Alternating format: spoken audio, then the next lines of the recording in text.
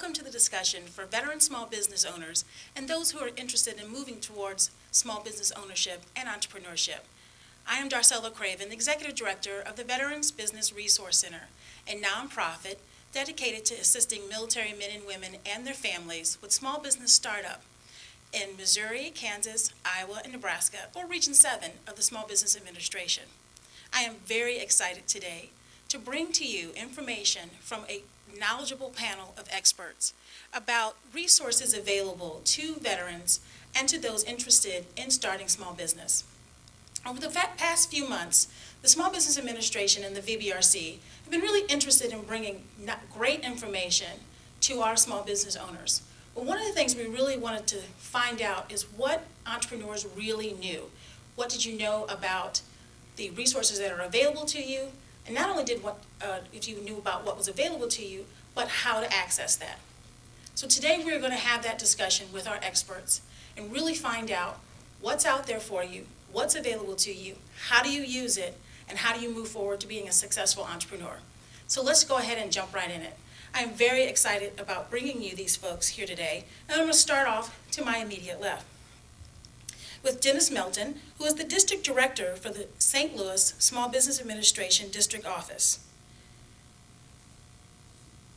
Next to him is Pat Brown-Dixon, the Regional Administrator for the Small Business Administration, and she is the person who controls Region 7. Next to her, we have Dewan Rockett, a retired First Sergeant with the United States Marine Corps, Realtor with Prudential Select Properties. And then rounding up our panel is Mr. David Noble, Midwest Bank Center and Community Development Officer. So thank you all very much for being here with us today. We really appreciate it, and we look forward to finding out all the great information that you're going to bring. So let me just jump right into this discussion of what we found with the SBA as we traveled around and did various focus groups in the community. When the SBA decided they wanted to find out what was going on with veterans and what they knew about small business, we figured we really needed to understand, so we decided to do focus groups. We did focus groups in urban environments and focus groups in rural environments to see if there was a big difference.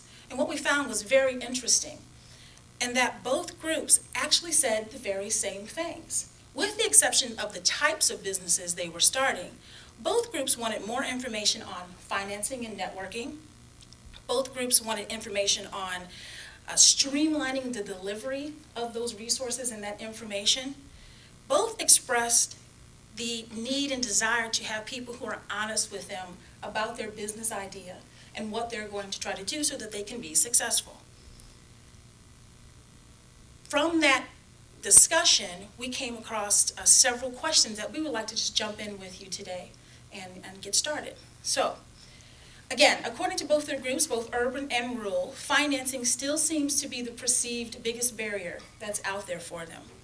And Dennis, if I could start with you or Pat in discussing the various options. So if that's the first thing they want, let's jump right in. What are the various options that are out there for a startup or a small business that has just been in business for 2 to 3 years?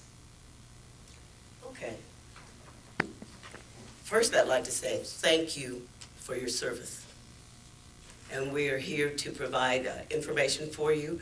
The Small Business Administration's mission is to help grow businesses.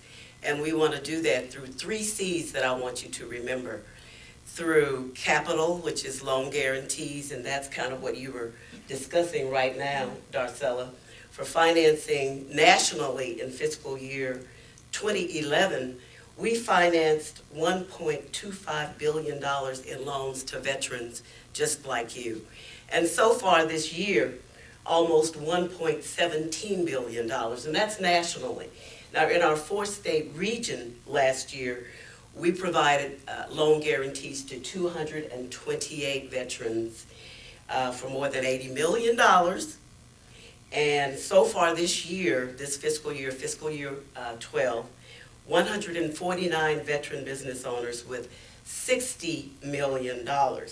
So veterans are getting loans for startups and for growth. So loans are out there and veterans are getting those loans. So the Small Business Administration, through our partners, are providing loans to veterans, and that's normally the first start for people who are wanting to get loans and start up their businesses. And I talked about two other just before I let Dennis say a few words. The first was capital, that's loan guarantees, and that's a big concern to veteran-owned businesses and startups. The second was for contracting, and let me just throw in that for veteran-owned businesses this year in our 4-state region, in contracts, there were over $87 million worth of contracts to veteran-owned businesses. And this year, so far, $63 million in contracts. The third C is going to be our counseling resources, and I'm sure we're going to get to that. So let's let Dennis say a few things. Thank you, Pat. And also, I'd like to say welcome to our panel discussion, and thank you again for your service to America. No one is more highly regarded in America than our veterans, so thank you all. I'll concentrate a little bit on the financing side. We have two flagship programs in the SBA programs, loan programs. One is 7A. That's basically our general business loan or our working capital loan. It's basically can go up to $5 million. It's designed for most any business requirement that you will have. There are some restrictions. It has to be legal. It also has to be non-speculative. We want to see basically that you're going to be hiring others. So we do not finance, say, for example, buying and flipping homes. We cannot finance if you are in the business of lending. So, for example, if you were a pawn shop, we would have to know where your primary revenue comes from. Does it come from the sale of items or does it come from the loans? So there are some restrictions on what we can do. But the 7A loan, what we like about it and what most of our borrowers like about it is that it's a pretty straightforward loan. There are no balloon notes, there are no call notes. There's generally no prepayment penalties. The only exception would be if the loan's terms are longer than 15 years and you pay it off in the first 3 years, there would be a prepayment penalty. Other than that, there are not. Our loans generally run a little longer terms than what you will find in a conventional commercial loan. A 7A can generally go 5 to 10 years. If it's real estate, it can go up to 25 years. Within that family of 7A loans, and again, it's our working capital type loan, we have something called the SBA Express loan.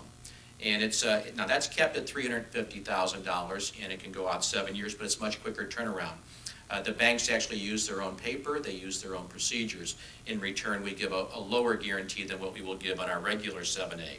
We have a cap line finance program, which is a revolving line of credit, generally used for contracts, for seasonal, and then also a builder's cap.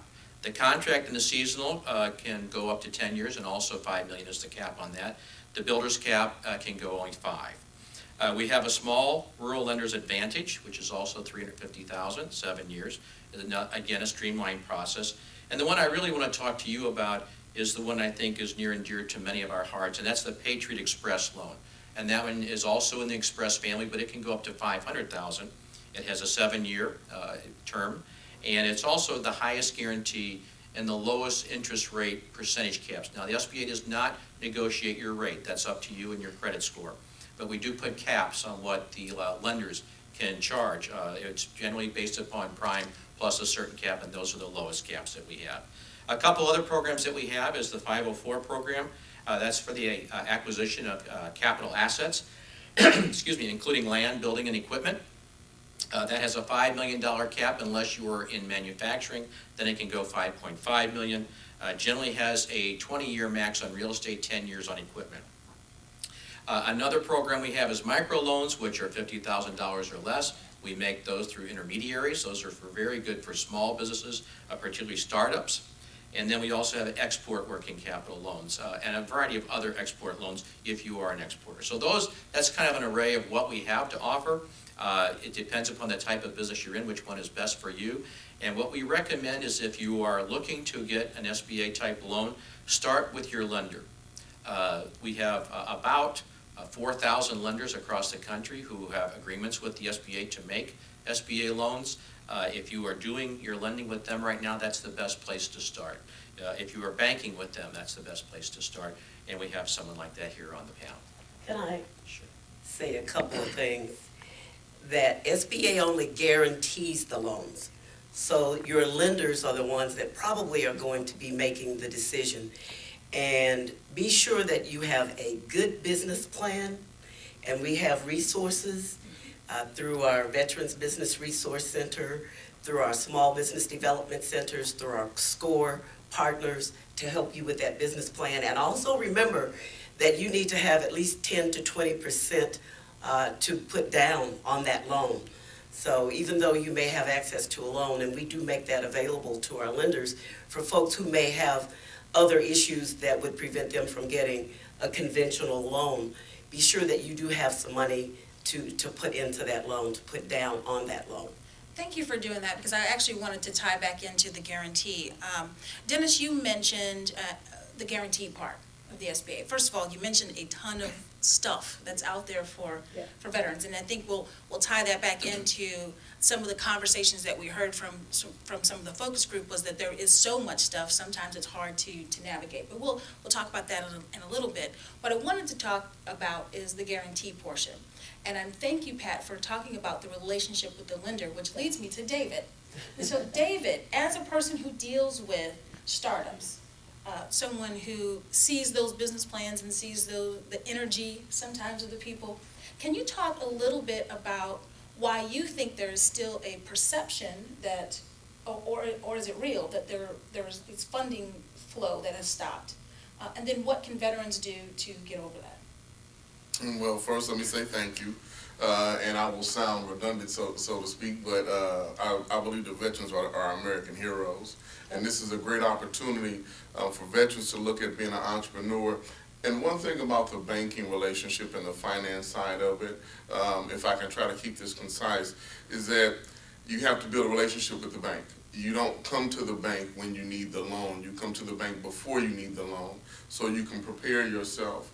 It is a slow financing going on because banks are being more cautious as far as risk is concerned, but that doesn't mean that you can't get a loan. SBA loans are a great avenue and a great tool for young businesses, for small businesses. It removes some of the bank's risk, makes us a lot more comfortable with lending money. But the key thing that you have to do is you have to prepare yourself to come to the bank. It's almost like an interview process. You don't just go to a bank because they said that they can give you a loan. You need to interview your bankers and make sure that you're on the same page. One, that they understand your goals. One, that they understand your business plan. And not necessarily the written plan. You need to be able to articulate your business so we know that you know what you're getting ready to get yourself into. Because being a small business owner is like being a president of your own little kingdom. It's one of the hardest things to do versus going to a 9-to-5 job. You're going to have risks that you're going to take. We want to know that you're in the game, that you have skin in the game, the 10 to 20% down. We want to know that if you want us to believe in you, that you believe in yourself first and foremost. Thank you. So summarizing that up, interview your banker. It is extremely important that you have a solid relationship with the person who you're going to ask to be your partner, your financial partner in your business. I heard the panel say, understand your goals, not only understand them in written form, but also be able to articulate them. They need to understand that you understand what you're about to do. And then also have some skin in the game. Have that 10 to 20% of your own money, your own dime, whether you get that from your savings, great Uncle Joe, Aunt Flora, who loves you very much. But you need to get those dollars so that you also have a piece of the pie. So that leads me to Dewan, the veteran on the panel who has started his own small business. What do you think about this financing piece? How did you get started in your business, and what would you tell another veteran moving forward? I'd like to start by saying thank you to all the veterans for your service. Your question about how I got started and what I would offer to veterans is, I started with a real estate license and real estate business, which was moderately successful. I was then introduced to the VBRC through Darcella Craven, and I took advantage of their business counseling, consulting, the mentoring, the training, and the wonderful networking.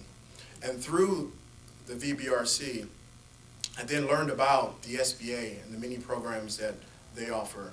And through the SBA, I took advantage of their entrepreneur development and training, which was fundamental in the launch of my business.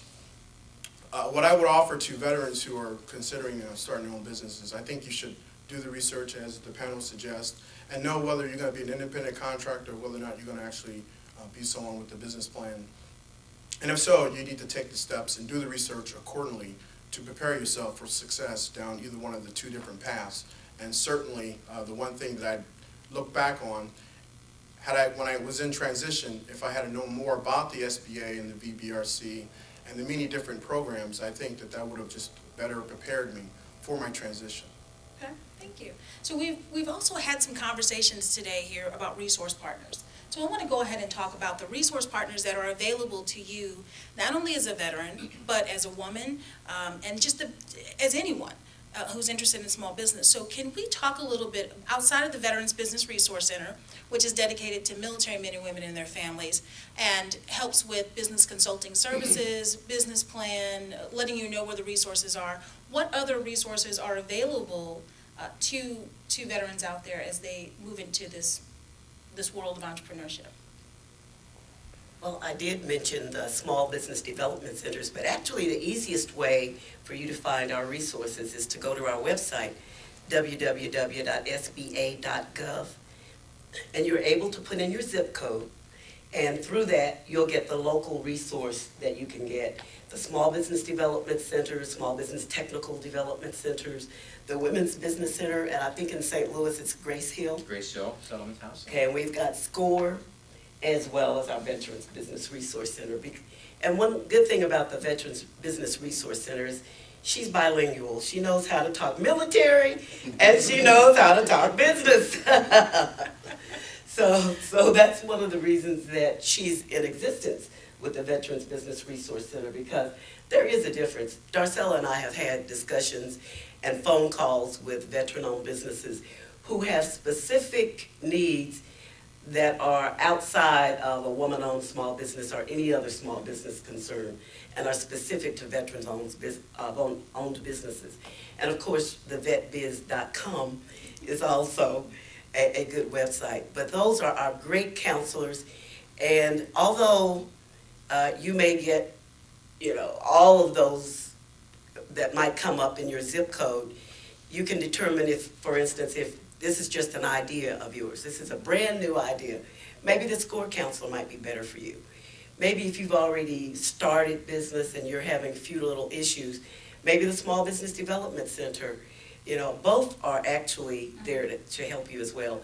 And women's business centers, that might be something that a female business owner or potential business owner might want to stress. Anything else, Dennis? Yeah, thank you. Yeah, it's very important for a small business owner to learn what it is that they don't know. And that's the hardest thing to figure out. And that's the benefit of going to a business counselor or a mentor. Someone who can help you jump the curb, who can show you the shortcuts, who has been down that road before you have. That's the fastest way to make things work better, quicker. So yes, Pat has already mentioned all of our resource partners, but we have a lot of partnerships out there, some official, some unofficial. We work with a variety of organizations, and just to name a few in eastern Missouri, we're working with the Delta Regional Authority down in southeast Missouri. There's actually 8 states that are involved in that, and it's all about economic development in an outreach event, so that once again, entrepreneurs, be they veteran or not, can learn what is out there to help them to get to the point of being either a business owner or even growing a business if you already have one. We work with a company called Enterprise out of Boston, and we've got a program called our E200 Emerging Leaders.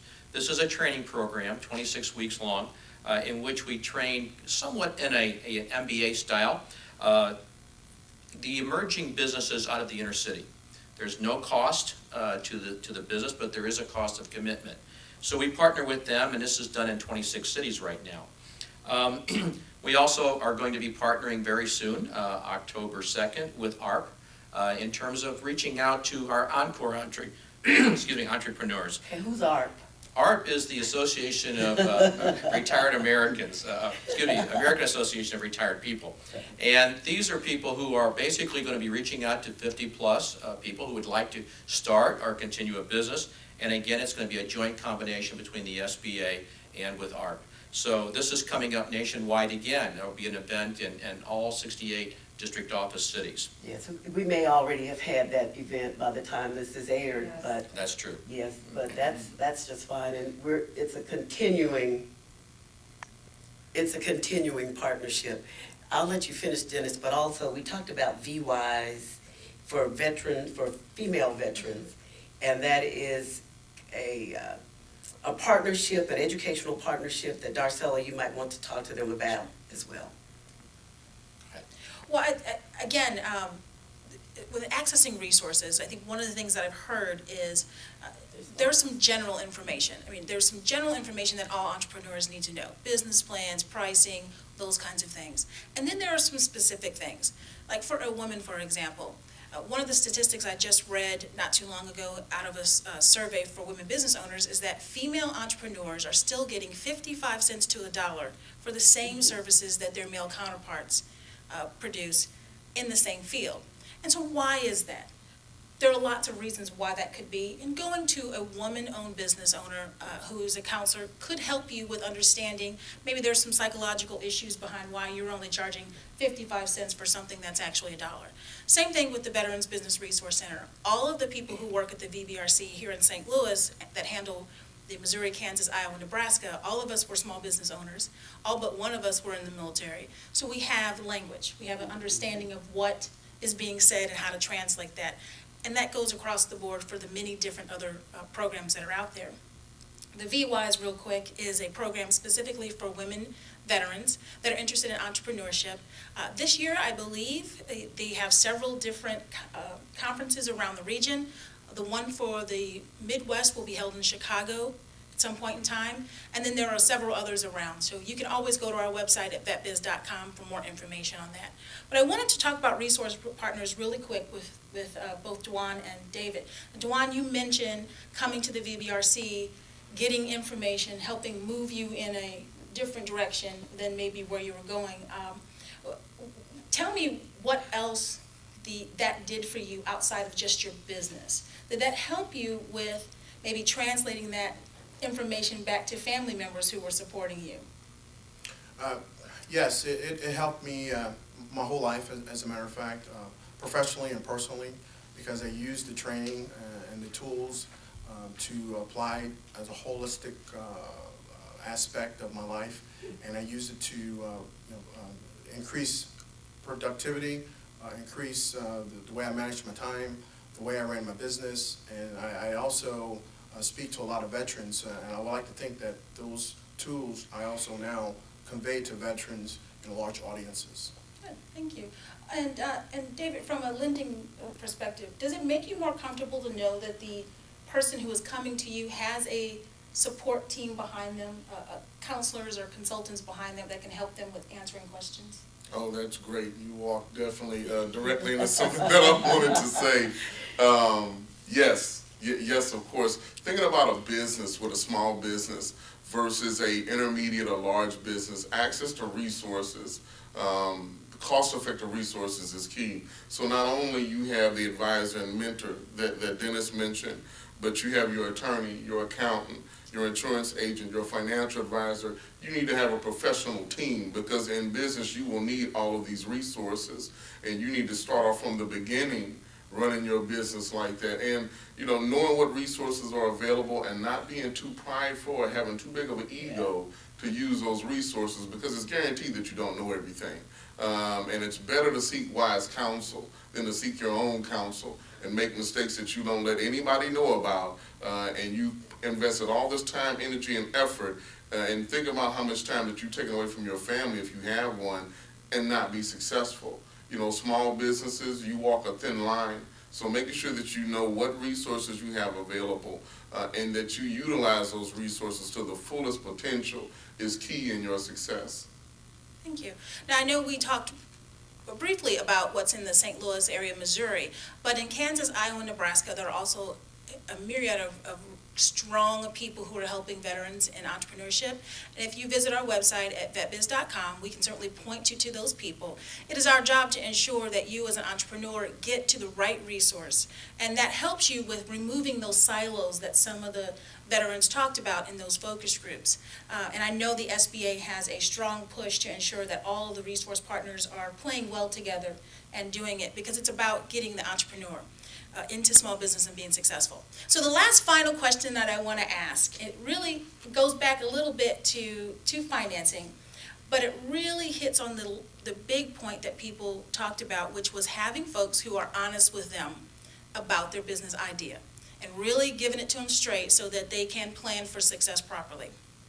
And so my question along that line is, as a counselor, I often hear people come in and I ask them, well, how much money do you need to start your business? They say $50,000. Apparently everyone needs $50,000. And then when you ask them to tell you, well, what are you going to do with that $50,000? They really don't know. Then when you start digging into it, you realize they don't need $50,000. They need $150,000, or they only need $27,000. Those kinds of things. So can you talk to the importance of doing your due diligence, as not only from the perspective of a business owner, perspective of a lender, but also as a person who guarantees those resources behind the lenders?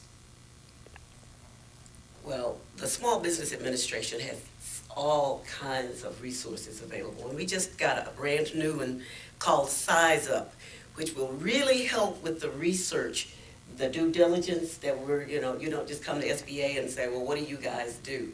You do some research and you find out what we do. And we have that Size Up tool now that kind of helps you with research in your particular industry. So that's good as well. And I also wanted to say, while I have the stage, is that, the SBA has had funding cuts for years until this administration realized the importance of small business, because small businesses create 2 out of every 3 jobs. And right now in this economy, jobs are important. So small businesses create jobs, and you are important. Veterans, you're going to be creating jobs. And that is extremely important for veterans that are coming back from our wars. And so that's extremely important. The president has also had 18 tax cuts in the last 3.5 years. And then we get back to being honest.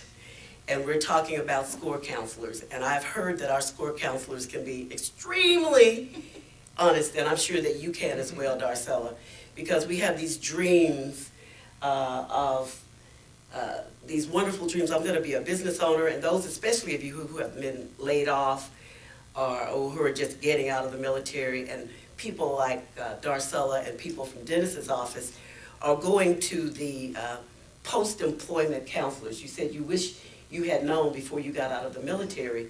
Well, we're involved in that now. We're going right to the military bases, and we're counseling you on the possibilities of ownership. But we have people now who say, this idea may be good, but have you considered this, that, and the other? And the considerations go even further. Is your family supportive? 24 hours a day, are you willing to do this? Are you willing to mortgage your home, your car? Are you willing to eat beans for the next 2 years? I mean, they really get down and honest with you. And even on our website, www.sba.gov, we have those kinds of honest questions that every business owner needs to talk about, think through before they go or start or grow their businesses. Dennis, did you want to talk about the district office and kind of the resources that you have in-house with Sure. some of the staff members? Well, first of all, we do have a Veterans Business Resource Officer here in this office who is willing to work with you, and she also works very closely with Darcella.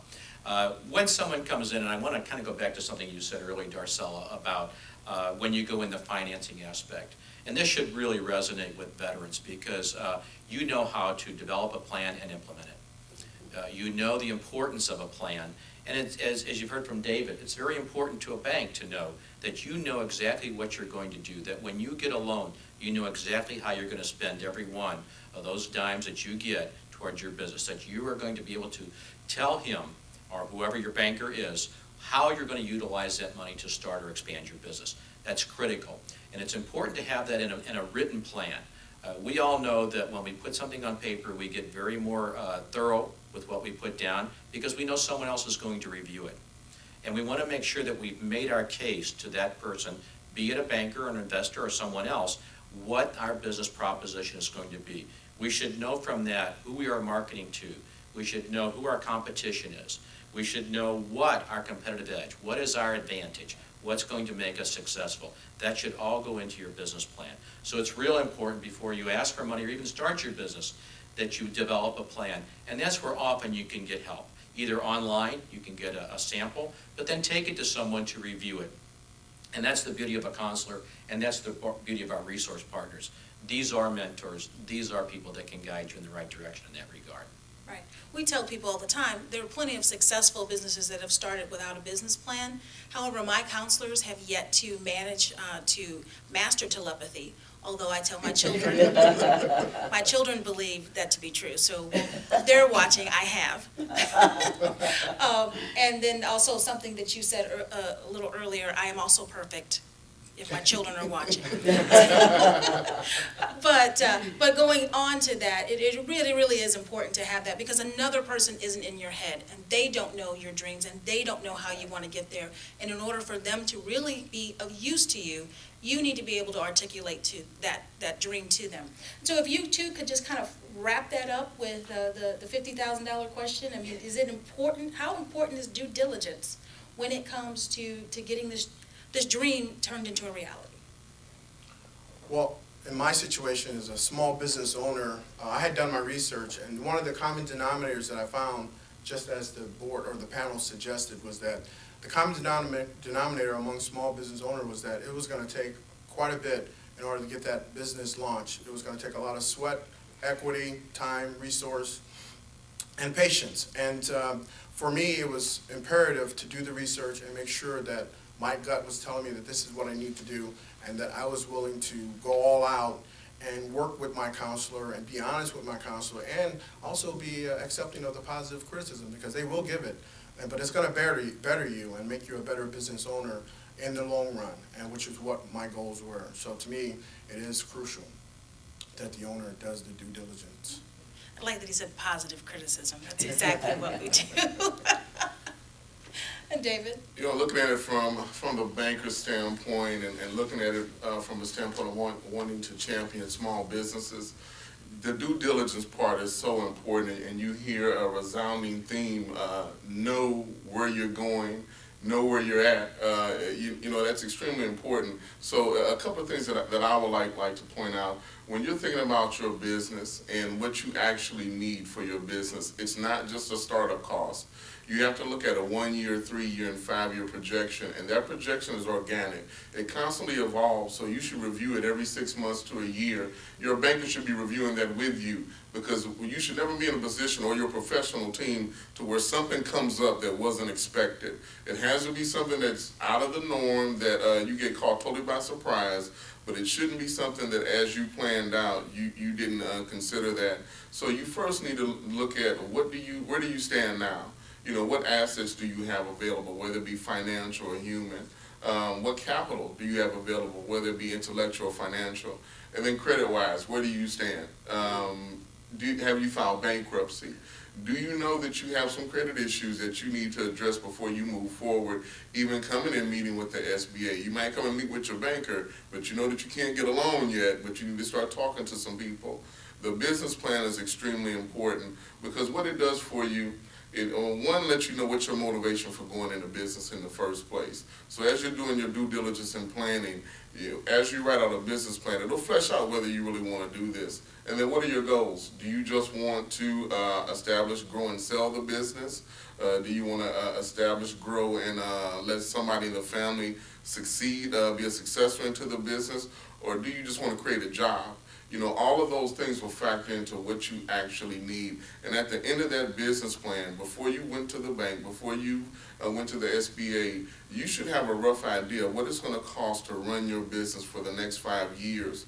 So when you go to the bank, that plan needs to be laid out. Not what do I need for a startup, David. or banker, what do I need over the next 5 years to get me not only started, but over the 3-year hump and into the point to where I'm successful and sustainable? Thank you. Thank you for summarizing that up. That was Good. That was great. I didn't have to pay him for that. That's fantastic. I wanted to just say, one of the things that Dennis said was that he has an excellent staff, and we utilize that staff tremendously. Not only does the St. Louis District Office have it, but we have found in the entire region that the people in each one of these district offices have been nothing but helpful. So we encourage you to go to SBA.gov, put in your zip code, and find a resource partner. Come to vetbiz.com and just ask questions. We are there to help you move through this process. And our services are financially free to you. We do not ask you to pay anything for our counseling services. We will ask you, like we did in the military, to stand by your brother and sister who was in the military and give back. We will ask you to give back time, talent, or treasure, either to us as an organization or to your fellow business owner. And we will also require you, and I say require, although I know that's not a word that I'm supposed to use, but I say require because for me, it is all about the military person standing next to his or her brother and sister and saying, I got you and I got your back. So please make sure you utilize all the resources that you have. I would like to thank the panel for coming out today and giving us our information. Dennis, thank you so much, and thank you very much to the staff here. They have been beyond helpful the entire time that the VBRC has been up and running. Music to my ears. And each one of them now owe me chocolate. I can be purchased for chocolate. Pat, thank you so much for being a great leader in the region and for really pushing your district staff to take the initiative in moving forward and just being great to be out there. So thank you very much. Dewan, my Marine, thank you so much. Can't be me, I'm on TV. Right. Always dependable and excellent small business owner. If you need anything from him, can you give your website where they can reach out to you? I sure will. It's www.duanrockette.com. There you go. Look at that. Dewan Rocket, his name. Go figure. And then David with the Midwest Center, thank you so much for coming out and giving us that information about what veterans can do to get forward and move forward with their business. It was an honor and a privilege. And how can they reach you if they would like to? You can reach me by calling 314-544-7289. Again, that's my office number, 314-544-7289. Our website address is www.midwestbankcenter.com. Center is spelled C-E-N-T-R-E. Oh, the fancy spelling. Again, thank you very much for joining us. We hope this information has been helpful to you. Please, again, reach out to us at vetbiz.com or 314-531-VETS or 8387. Thank you very much.